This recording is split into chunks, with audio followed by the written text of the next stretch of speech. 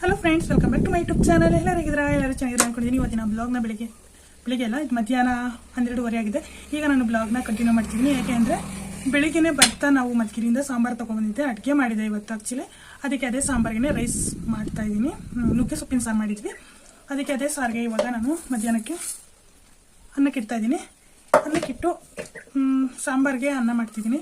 ಮತ್ತು ಹಿಂಗೆ day full ಏನೇನಾಗುತ್ತೆ ಅಂತ ಹೇಳ್ಬಿಟ್ಟು ನಾನು ಬ್ಲಾಗಲ್ಲಿ ಕಣ್ಜಗಳು ಜಾಸ್ತಿ ಆಗಿದೆ ಫ್ರೆಂಡ್ಸ್ ನಮ್ಮ ಮನೆಯಲ್ಲಿ. ಅದಕ್ಕೆ ಏನೇನಾಗುತ್ತೆ ಎಲ್ಲದನ್ನು ಶೇರ್ ಮಾಡ್ತೀನಿ. ಹಾಗೆ ಯಾರೆಲ್ಲ ನನ್ನ ಚಾನಲ್ ಸಬ್ಸ್ಕ್ರೈಬ್ ಮಾಡಿ ನೋಡ್ತೀರಾ, ಪ್ಲೀಸ್ ನನ್ನ ಚಾನಲ್ ಸಬ್ಸ್ಕ್ರೈಬ್ ಮಾಡ್ಕೊಂಡು ಅಲ್ಲ ಬಟನ್ನ ಕ್ಲಿಕ್ ಮಾಡಿ, ಹಾಗೆ ಲೈಕ್ ಶೇರ್ ಕಮೆಂಟ್ ಎಲ್ಲ ಮಾಡಿ ಅಂತ ಕೇಳ್ಕೊಳ್ತಾ ಇವತ್ತಿನ ಡೇ ನೋಡೋಣ ಬನ್ನಿ ಏನೇನಾಗುತ್ತೆ ಅಂತ ಹೇಳ್ಬಿಟ್ಟು. ಜೊತೆಗೆ ಫ್ರೆಂಡ್ಸ್ ಸಿಬೆಹಣ್ಣಿದೆ, ಇದಕ್ಕೆ ಏನು ಮಾಡೋಣ, ಚಟ್ನಿ ಮಾಡಿದ್ರೆ ಚೆನ್ನಾಗಿರುತ್ತಂತೆ. ಯಾಕೆ ಹಿಂಸೆ ಕೊಡ್ತಾ ಇದೆಯಾ ನನಗೆ? ಚಟ್ನಿ ಥರ ಮಾಡಿದ್ರೆ ಚೆನ್ನಾಗಿರುತ್ತಂತೆ, ಆದರೆ ನನಗೆ ರುಬ್ಬೋದಕ್ಕೆಲ್ಲ ಆಗಲ್ಲ ಫ್ರೆಂಡ್ಸ್, ಯಾಕೆಂದರೆ ಕರೆಂಟ್ ಇಲ್ಲ. ಅದಕ್ಕೆ ಇದರಲ್ಲಿ ಉಪ್ಪು ಖಾರ ಹಾಕೊಂತೀನಿ ನಾನು ಅಷ್ಟೇ. ಇದು ಸ್ವಲ್ಪ ಕೋಲ್ಡ್ ಆಗಿದೆ, ಹಾಗೆ ಇಟ್ಟಿದ್ದೀನಿ. ಜಾಸ್ತಿ ಹಣ್ಣಾದರೆ ಚೆನ್ನಾಗಿರಲ್ಲ ಫ್ರೆಂಡ್ಸ್, ಸ್ವಲ್ಪ ಹಣ್ಣಾಗಿತ್ತು ಅಂದರೆ ಸಕ್ಕತ್ತಾಗಿರುತ್ತೆ. ಈಗ ಅನ್ನಕ್ಕಿಟ್ಟು ಮಾಡೋಣ. ಉಪ್ಪು ಖಾಲಿ ಆಗುತ್ತೆ, ಉಪ್ಪು ತರಬೇಕು.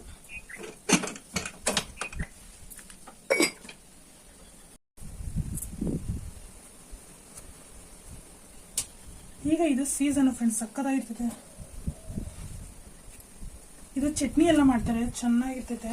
ಇದು ಒಂಥರ ಜ್ಯೂಸ್ ಥರ, ಉಪ್ಪು ಖಾರ ಎಲ್ಲ, ಶುಂಠಿ ಬೆಳ್ಳುಳ್ಳಿ ಮತ್ತು ಇನ್ನೊಂದೇನು ಉಪ್ಪು ಖಾರ ಎಲ್ಲ ಹಾಕ್ಬಿಟ್ಟು ಮಿಕ್ಸಿಗೆ ಹಾಕಿ ರುಬ್ತಾರೆ, ಪೇಸ್ಟ್ ಥರ.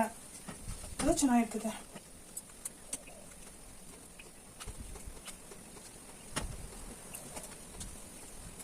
ಚೆನ್ನಾಗಿರ್ತದೆ. ಇದಕ್ಕೆ ಈಗ ಉಪ್ಪು,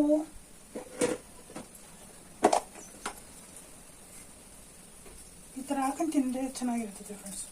ಹಂಗೆ ತಿಂದರೆ ಟೇಸ್ಟೇ ಇರಲ್ಲ.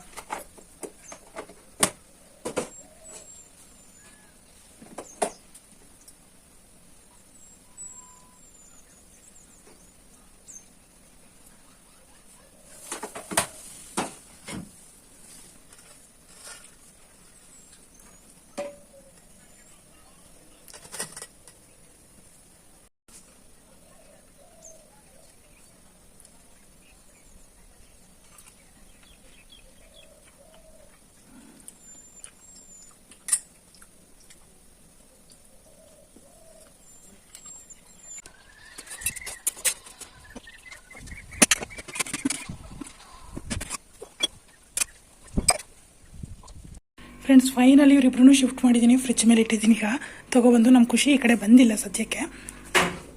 ನೋಡಿ, ಇಷ್ಟ ಫುಲ್ ನೀರು ಹಾಕಿದ್ದೀನಿ. ಇಬ್ಬರು ಬಂದು ಮೇಲೇ ಕೂತಿದ್ದಾರೆ. ಮತ್ತು ಇವನು ರೋಮಿಯೋ ಫ್ರೆಂಡ್ಸ್, ಇವನ್ ಬಾಟಲ್ನ ಈಗ ಜಸ್ಟ್ ಕ್ಲೀನ್ ಮಾಡಿದ್ದೀನಿ. ಬಟ್ ಇದು ನೀರಿಂದು ಏನೋ ಥರ ಕರೆ ಬಂದಿದೆ. ಬಟ್ ಚೇಂಜ್ ಮಾಡ್ತೀನಿ ಇದನ್ನು, ಆದರೆ ಸದ್ಯಕ್ಕೆ ಅದು ತೊಗೊಬರೋವರೆಗೂ ಇಷ್ಟಿರಲಿ ಅಂತೇಳಿ ಈ ಥರ ಮಾಡಿದ್ದೀನಿ. ಈಗ ಎಷ್ಟು ಕ್ಯೂಟಾಗಿದ್ದಾರೆ ನೋಡಿ, ಇವರು ಕಾಣಿಸ್ತಿದ್ದಾರೆ. ಫುಲ್ ಖುಷಿ ಆಗ್ಬಿಟ್ಟೈತೆ ಫುಲ್ ನೀರು ಹಾಕಿದ್ದೀನಿ ಅಂತ. ಅದಕ್ಕೆ ಇಬ್ಬರು ಫುಲ್ ಕರಿ ಬಿಚ್ಕೊಂಡು ಆಟ ಆಡ್ತಿದ್ದಾರೆ. ಹಲೋ ಫ್ರೆಂಡ್ಸ್, ಇವತ್ತಿಗೆ ನಾನು ಸಂಜೆ ಮೇಲೆ ನಾನು ಬ್ಲಾಗ್ನ ಕಂಟಿನ್ಯೂ ಮಾಡ್ತಿದ್ದೀನಿ. ಅಂದರೆ ಏನಂದರೆ ನನ್ನ ಫೇಸಲ್ಲಿ ನೋಡಿ ಎಷ್ಟು ಆಯಿಲ್, ಅಂದರೆ ಫೇಸ್ ಅಷ್ಟು, ಅಂದರೆ ಸಂಜೆ ಆಗಿದೆ ಅದಕ್ಕೆ ಫೇಸ್ ವಾಶ್ ಮಾಡಿಲ್ಲ ಅಂತ ನೀವು ಅನ್ಕೋಬೋದು.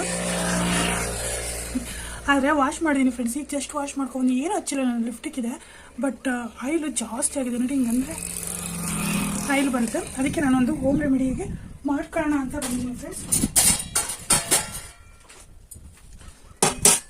ಜಾಸ್ತಿ ಇವತ್ತೇನು ಬಳಸ್ತಿಲ್ಲ ಫ್ರೆಂಡ್ಸ್. ನಾನು ಒಂದು ಅರ್ಧ ಸ್ಪೂನಷ್ಟು ಹನಿ ತೊಗೊಂಡಿದ್ದೀನಿ, ಅರ್ಧ ಸ್ಪೂನ್ ಸಾಕು. ಆಮೇಲೆ 1 ಸ್ಪೂನಷ್ಟು ಮುಲ್ತಾನಿ ಮೇಥಿ ತೊಗೊಂಡಿದ್ದೀನಿ. ಇಷ್ಟು ಸಾಕಾಗುತ್ತೆ ಫ್ರೆಂಡ್ಸ್ ನನಗೆ, ಇಷ್ಟು ಸಾಕು. ನಾನು ಹಾಲನ್ನೂ ಬಳಸ್ತಾ ಇಲ್ಲ ಇವತ್ತು, ಮೊಸರನ್ನು ಬಳಸ್ತಾ ಇಲ್ಲ. ಹನಿ ಒಳಗೆ ಇದನ್ನು ಮಿಕ್ಸ್ ಮಾಡೋಣ. ಸ್ವಲ್ಪ ನೀರನ್ನ ಸೇರಿಸ್ಕೋಬೋದು. ಹಾಲು ಮೊಸರು ಸೇರಿಸಿದ್ರೆ ಆಯಿಲ್ ಇರೋದು ಇನ್ನೂ ಜಾಸ್ತಿ ಹೆವಿ ಆಯಿಲ್ ಆಗುತ್ತೆ ಫ್ರೆಂಡ್ಸ್. ಅದಕ್ಕೆ ಆಯಿಲ್ನ ಸೇರಿಸ್ಕೋಬಾರ್ದು. ಹಿಂಗೆ ನೀರನ್ನೋ ಇಲ್ಲ ರೋಸ್ ಮೇರಿ ಇದೆ, ಬಟ್ ನಾನು ನೀರನ್ನೇ ಸೇರಿಸ್ಕೊಂಡೆ, ಅದನ್ನು ಸೇರಿಸ್ಕೋಬೋದು. ಇದ್ರ ಗಮ್ ಅಂತ ಸ್ಮೆಲ್ ಬರ್ತದೆ. ವಿಡಿಯೋದಲ್ಲೆಲ್ಲ ಹೇಳ್ತಾ ಇರ್ತೀನಿ.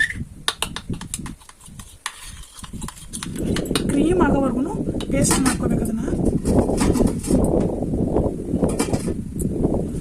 ಸ್ವಲ್ಪನೇ ನೀರು ಹಾಕೊಂಡು ಪೇಸ್ಟ್ ಮಾಡ್ಕೋಬೇಕು, ಇಲ್ಲಾಂದರೆ ಗಂಟು ಥರ ಆಗುತ್ತೆ ಫ್ರೆಂಡ್ಸ್. ನೋಡಿ ಇವಾಗ ಆಗಿದೆಯಲ್ಲ, ಈ ಥರ ಗಂಟಾಗುತ್ತೆ. ಅದಕ್ಕೆ ಈಗ ನಾವು ಕೈಯಲ್ಲೇ ಮಾಡ್ತೀವಿ. ಇದು 2 ಥರ ಯೂಸ್ ಆಗುತ್ತೆ ಫ್ರೆಂಡ್ಸ್.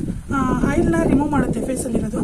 ಇನ್ನೊಂದು ಫೇಸ್ ಟೈಟ್ ಆಗುತ್ತೆ ನಮ್ಮದು. ನೋಡಿ ಈ ಥರ ಎಲ್ಲ ಇರುತ್ತಲ್ವಾ, ಫುಲ್ ಟೈಟ್ ಇರಬೇಕು ಸ್ಕಿನ್, ಅದು ಚೆನ್ನಾಗಿರುತ್ತೆ. ಅದಕ್ಕೂ ಯೂಸ್ ಆಗುತ್ತೆ ಇದು. ಮುಲ್ತಾನಿ ಮೆಹಂದಿ ಮತ್ತು ಹನಿ ಎರಡರನ್ನು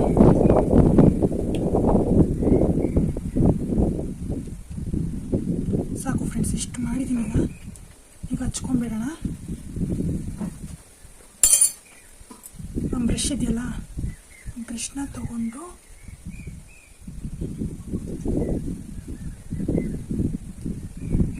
ಟೈಟ್ ಆಗಕ್ಕೆ ಚೆನ್ನಾಗಿ ಯೂಸ್ ಆಗುತ್ತೆ ಫ್ರೆಂಡ್ಸ್. ಇದು ನನಗೆ ಮುಲ್ತಾನಿ ಮೆಹಂದಿ ಮೈಸೂರು ದಾಲಲ್ಲಿ ಮಾಡ್ಕೋಬೇಕಿನ್ನ.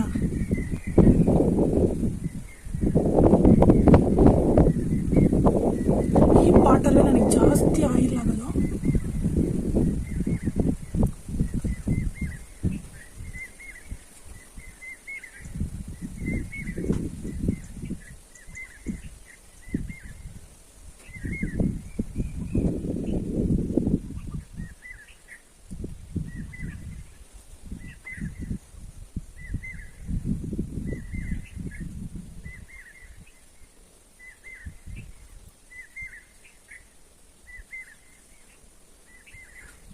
ಒಂದು ಅರ್ಧ ಸ್ಪೂನ್ ತಗೊಂಡ್ರೆ ಸಾಕಾಗುತ್ತೆ. ನನ್ನ ಫೇಸ್ಗೆ ನೋಡಿ ನಂದಿಷ್ಟು ಇನ್ನೂ ಇಷ್ಟಿದೆ. ಕುತ್ತಿಗೆಗೆಲ್ಲ ಅಪ್ಲೈ ಮಾಡ್ಕೋಬೋದು, ನೆಕ್ಕಿಗೆಲ್ಲ ನಾನು. ಬಟ್ ನನಗೇನು ಅಷ್ಟು ಫೇಸ್ ಮಾತ್ರ ಯೂಸ್ ಮಾಡ್ತೀನಿ. ಹನಿ ಹಾಕಿರೋದ್ರಿಂದ ಇಲ್ಲೆಲ್ಲ ಐಬ್ರೋಗೆಲ್ಲ ಟಚ್ ಮಾಡ್ಕೋಬೇಡಿ. ಹನಿ ಹಾಕಿದ್ರೆ ವೈಟ್ ಹೇರ್ಸ್ ಆಗುತ್ತೆ ಅಂತಾರೆ, ಬಟ್ ನಂಗೆ ಗೊತ್ತಿಲ್ಲ. ಫೇಸಲ್ಲಿ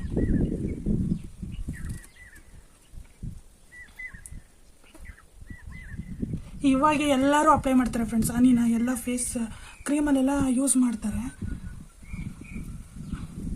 ಅದಕ್ಕೆ ನಾನು ಯೂಸ್ ಮಾಡಿದ್ದೀನಿ.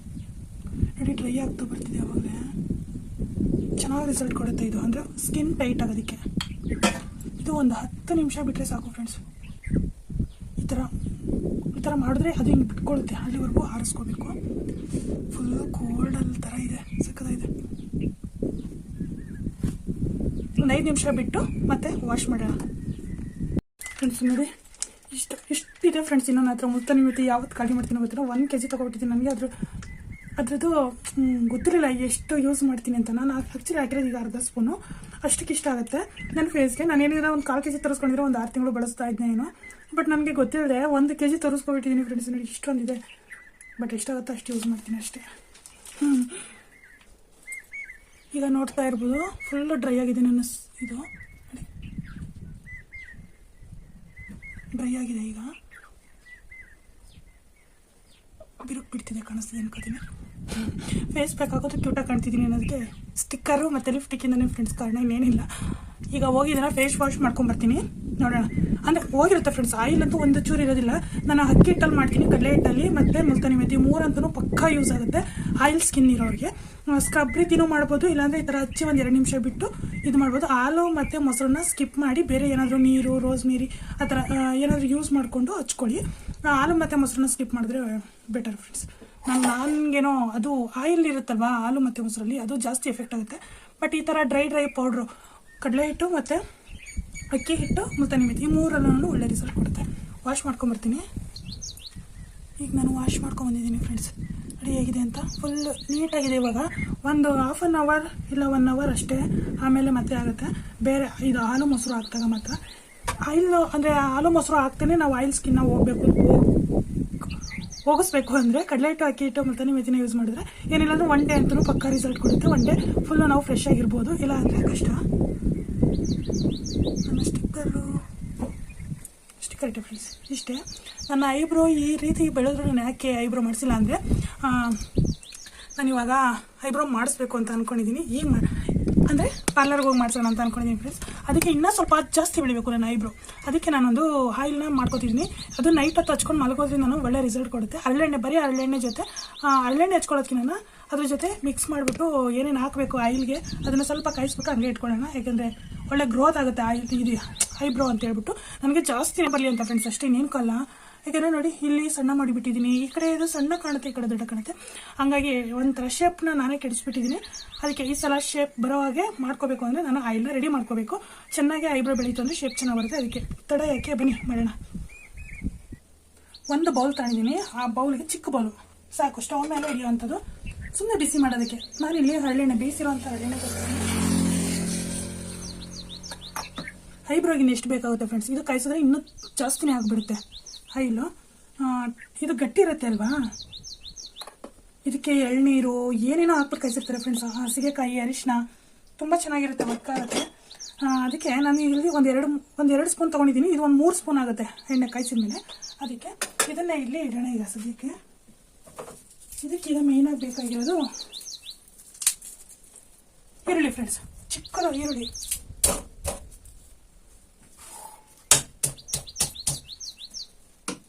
ನೋಡಿ ಈ ಥರ ಜಜ್ಜಬೇಕು.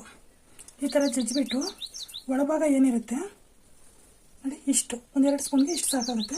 ಒಳಭಾಗ ಏನಿರುತ್ತೆ ಈರುಳ್ಳಿದು ಒಳಭಾಗ ಎಲ್ಲ ತಗೋಬೇಕು.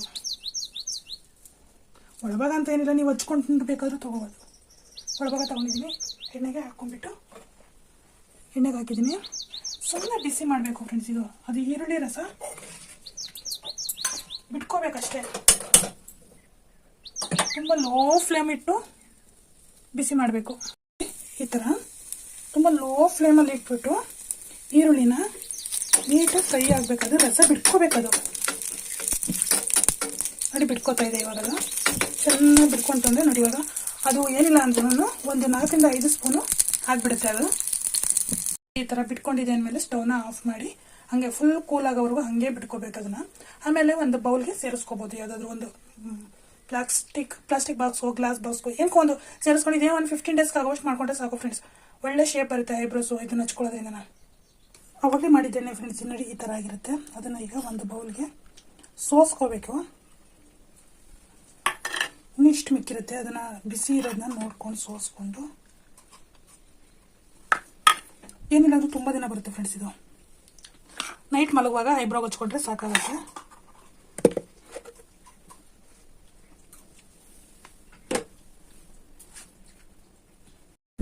ಫ್ರೆಂಡ್ಸ್ ಈ ಥರ ಇರುತ್ತೆ. ಇದೇ ಒಂದು 3 ಡೇಸ್ 4 ಡೇಸ್ ಹಚ್ಕೋಬೋದು. ಇದರಲ್ಲಿ ಇದರಲ್ಲಿರೋದು ಇದನ್ನು ಈ ಥರ ನೈಟ್ ಮಲಗುವಾಗ ಹಚ್ಕೋಬೇಕು. ಇದೆಲ್ಲ ಹಚ್ಕೋತೀನಿ ಫ್ರೆಂಡ್ಸ್ ನಾನು. ಇದೆಲ್ಲ ಚೆನ್ನಾಗಿ ಬೆಳಿಬೇಕು ಐಬ್ರೋ. ಇಷ್ಟೇ ಫ್ರೆಂಡ್ಸ್.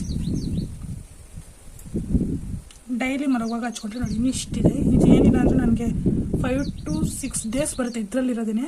ಅದರಲ್ಲಿರೋದು ಅಷ್ಟೇ 1 ವೀಕ್ ಅಂತೂ ಬಂದೇ ಬರುತ್ತೆ.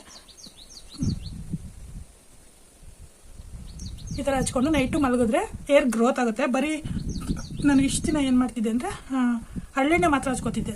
ಈರುಳ್ಳಿ ಹಾಕೋದು ಇನ್ನೂ ಬೇಗನೆ ಗ್ರೋತ್ ಆಗುತ್ತೆ, ಹಾಗಾಗಿ ಹಚ್ಕೊಂಡಿದ್ದೀನಿ.